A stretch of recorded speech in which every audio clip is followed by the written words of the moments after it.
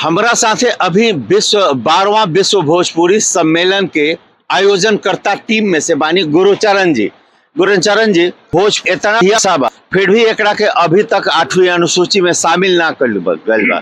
का कहे में पर ई दुर्भाग्य बा भोजपुरी के ना सरकार के कोनो भी सरकार अब तक आइल भोजपुरी में 8वीं अनुसूची में शामिल करे के जितना अर्हता चाहिए उतना मौजूद बा। आज जौन विश्व भारतीय संविधान के 8वीं अनुसूची में 22 भाषा बा, उसमें कौनो भाषा से कम अर्हता भोजपुरी में नहीं खे। बोले वाला के दृष्टि से अगर देखी तो विश्व स्तरीय भाषा बा, वैश्विक भाषा भोजपुरी बा। 2011 के जनगणना के आधार पर 22 करोड़ भोजपुरिया बाणन। हम एकरा के अलग अलग करके रवा के बता देते नहीं। बिहार के 10 जिला, उत्तर प्रदेश के 14 जिला, झारखंड, छत्तीसगढ़ और मध्य प्रदेश के जिला के मिला के कुल 30 जिला बा जौन भोजपुरी भाषी जिला है, जौना में जनगणना के आधार पर 14 करोड़ भोजपुरिया भाषी बाणन। एकरा अलावे भारत के विभिन्न शहरन में न्यू दिल्ली, दिल्ली, कोलकाता, चेन्नई, कानपुर ऐसा शहरन में 4 करोड़ भोजपुरिया लोग रहेला। 14 और 4 18 करोड़ और 4 करोड़ भोजपुरिया विश्व स्तर पर जौना में Fiji, Trinidad, Suriname, Mauritius, Guyana, दक्षिण अफ्रीका इत्यादि के साथ साथ यूके, यूएसए जी सब जगह कोनो ऐसा देश नहीं के जहाँ भोजपुरी भाषा भाषी लोग ना रहे, अब भोजपुरी भाषा समझे वाला ना रहे। तो 22 करोड़ 2011 के जनगणना के आधार पर भोजपुरी भाषियन के संख्या बा, जबकि वो घड़ी भारत के जनसंख्या 1 अरब 20 करोड़ के लगभग रहे। अभी 1.5 अरब हो गई। अभी 1.5 अरब हो गई, तो वही रफ्तार से भोजपुरी के भी संख्या बढ़ा दी। मतलब 25 से 30 करोड़ 25 से 30 करोड़ के बीच में भोजपुरी भाषियन के संख्या बा। नंबर 1 संख्या के दृष्टि से, स्थान के दृष्टि से वैश्विक भाषा जैसे हिंदी बा वैसे ही भोजपुरी वैश्विक भाषा बा, हर देश में बोलल जाला। भोजपुरी साहित्य के हर विधा में पर्याप्त रचना प्रचुर मात्रा में मौजूद बा, चाहे वो आलोचना साहित्य होके, निबंध साहित्य होके, कथा साहित्य होके, काव्य के क्षेत्र होके, काव्य में मुक्तक, काव्य खंड, काव्य प्रबंध, काव्य हर तरह से हर रचना भोजपुरी में मौजूद बा। लोकसभा में हम एगो बहुत महत्वपूर्ण बात कहल चाहतनी। लोकसभा में जब ये प्रश्न उठा रहे भोजपुरी के 8वीं अनुसूची में शामिल करे के, जगदम्बिका पाल जी उठौले रही। उत्तर प्रदेश के आज के माननीय मुख्यमंत्री आदित्यनाथ जी एकर समर्थन के लिए रही। मुंबई के सांसद संजय निरुपम जी एकर समर्थन के लिए रही। बिहार के सांसद रघुवंश प्रसाद सिंह एकर समर्थन के लिए रही। और सबसे बड़ बात ई कि वो घड़ी लोकसभा में उपस्थित जितना माननीय सांसद लोग रहे वो एक स्वर से एकर समर्थन कइल, विरोध में एक स्वर भी ना उठल। के मतलब दिन एक तरह से तब भोजपुरी के अनुसूची शामिल के निर्णय हो चुकल रहे, बावजूद एक जब देखल गई, जब माननीय मीरा कुमार जी घड़ी लोकसभा देख वो बादो ढाक के उहे 3 पात कौनो सरकार आइल तो हमेशा कहलस कि भोजपुरी के लिए हम जब अखिल भारतीय भोजपुरी साहित्य सम्मेलन के राष्ट्रीय महामंत्री रही 2013 में पटना में एक राष्ट्रीय अधिवेशन भई रहे, जौना में यह कार्यक्रम के उद्घाटन करता माननीय सांसद पूर्व मंत्री श्री रविशंकर प्रसाद जी गई रही। वहाँ के भोजपुरी में भाषण दिले रही, यही बात कहले रही जो रिकॉर्डेड बा, आजो हमरा लगे रिकॉर्ड बा, वो पूरा कार्यक्रम के रिकॉर्डिंग में वो शामिल बा। यहाँ के कहले रही कि जब अटल जी प्रधानमंत्री भैली तब मैथिली के 8वीं अनुसूची में डाल दिहल गई। आ रवा सभे मोदी जी के प्रधानमंत्री बनावे में सहयोग करी। निश्चित रूप से हम वादा करतनी कि भोजपुरी के 8वीं अनुसूची में डाल दिहल जाई। इस बात के कहला आज 11 साल के आसपास हो गए। जी 11-12 साल के आसपास हो गई। बावजूद एकरा रवा सर्वे करा के देख ली कि भोजपुरी भाषा भाषी क्षेत्र से भाजपा आ उनका गठबंधन के कितना सांसद जीतलन। बिल्कुल भोजपुरी अच्छा एकरा खातिर हमनियों में कुछ कमी बा का? देखी हमनी में तो कमी बढ़ले बा। आपन डफनी आपन राग आलापता भोजपुरी हमेशा से।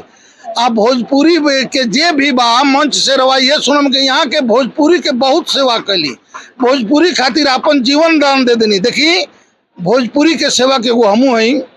आप भोजपुरी में कुछ रचना भी करीला। अच्छा रचना करेले से याद आओ तक काल रो मंच से जो बात करते ना उमे को कविता के 4 लाइन रो कहले रहे, हम ओकरा के एक बार सुनल चाहे।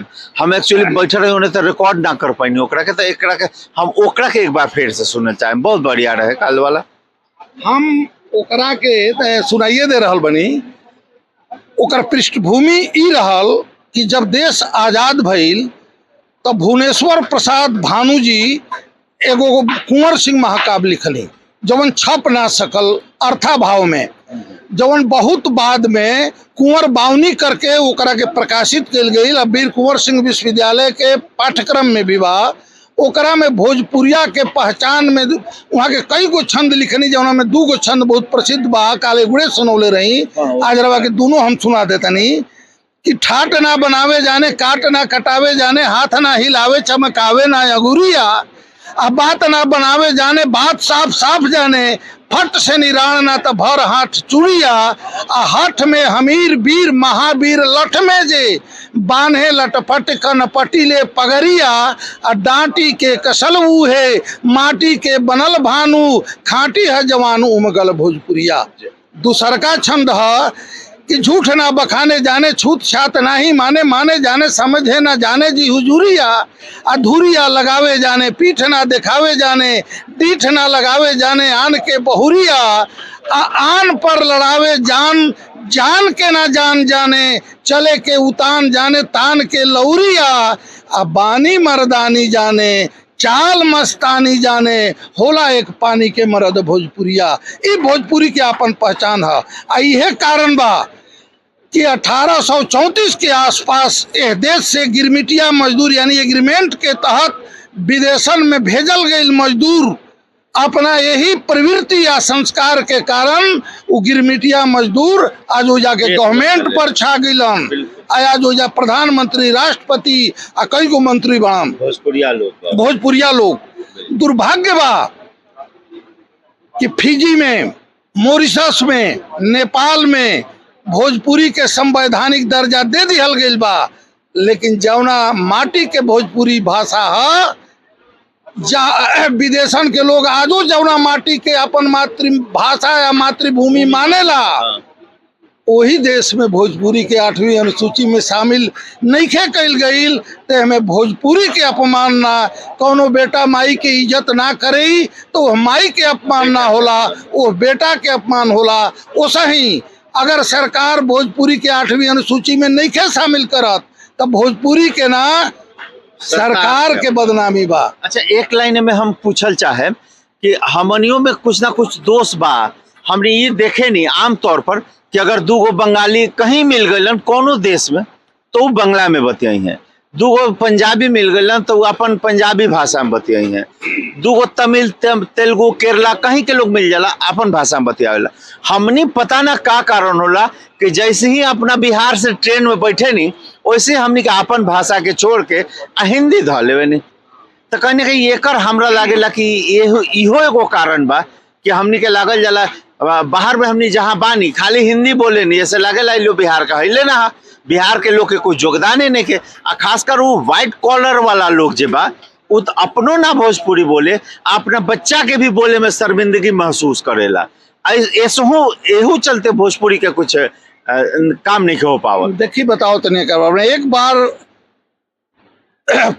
देश के पहला माननीय राष्ट्रपति राजेंद्र बाबू से लोग पूछल कि भाई ये भोजपुरिया लोग माने का कारण बा कि खुल के सामने निखे पावत, तो कहलन कि उ लोग ही सोचला कि लोगवा का कही कहे के मतलब कि भाषा के प्रति जवन स्वाभाविक निष्ठा प्रेम चाहिए वो हमरा अंदर नहीं थे। हम तुरंत भोजपुरी में बोलल अपना के पिछड़ा माने के प्रति को एग्जैक्ट यही कारण बा हाँ। कि हमनी के वो सम्मान नहीं के मिल पाओ। हम काल एगो बात कहले रही हैं मंच से कि जब देश आजाद भइल तो दो भाग में विभाजित हो गई, पाकिस्तान और हिंदुस्तान। पाकिस्तान के एगो अंग रहे पूर्वी पाकिस्तान, हमनी के सामने के बात है 1971 में जौन आजाद बांग्लादेश बनल, ओकर कारण जबकि ओजा मुसलमान ज्यादा बड़न आ इस्लामिक कंट्री रहे भी, लेकिन भाषा के नाम पर ओहिजा के भाषा के भी उर्दू रखल गई रहे। लोग कहना बा भाषा रहे के चाहिए। आज बांग्ला भाषा बा, आज जौन विश्व भाषा दिवस मनावल जाता वही बंगाल के भाषा प्रेम के लेके मनावल जाता। मैथिल के भाषी बांग्लादेश के जनता के हम सराहना करतनी जे अपना भाषा के प्रति, अपना माटी के प्रति, अपना माई के प्रति, अपना हृदय के समवेत भावना के उड़ेल के रख देता। दूगो मैथिल जहां मिली हम आपस में मैथिली में बात करी हम, बंगाल भाषा भाषी जहां मिली हम बांग्ला में बात करी हम, लेकिन भोजपुरी भाषा भाषी खाली भोजपुरी भाषा भाषी होकस तो या तो अंग्रेजी में बात करी हम ना तो खड़ी हिंदी में बात करी। ये हमारा दुर्भाग्य बा। अगर आज जवन मांग कल जा रहा बा 80 से 90 सांसद भोजपुरी भाषा भाषियन के मदद से जीता था। अगर वो खाली सदन में भोजपुरी बोले लगे कि हम ये बोले, हम दृढ़ता से कहता नहीं कि अगर दृढ़ता से ये बात लोग उठावे और उनका के उठवावे खातिर भोजपुरी के जनता मतदाता ई मांग करो, जैसे मैथिल लोग कईल, बांग्ला भाषी लोग कईल बांग्लादेश के, ओह तरह से अगर भोजपुरी भाषी लोग मांग करे अब विवश होके अगर ये लोग सदन में जहिए उठा दी भोजपुरी 8वीं अनुसूची में शामिल हो जाए। तो चलिए आज गुरुचरण जी हमरा साथे बानी, यहाँ का बहुत अच्छा बात कहनी, माई माटी और मातृभाषा ये तीनों के सम्मान होके के चाहिए। अगर ये तीनों के सम्मान उचित होई तब भोजपुरी के 8वीं अनुसूची में शामिल होके से केहू ना रोके। रउआ देखत रहनी है भारत समाचार, रउआ वीडियो के पूरा देखनी ए खातिर और बहुत बहुत धन्यवाद। राउर दिन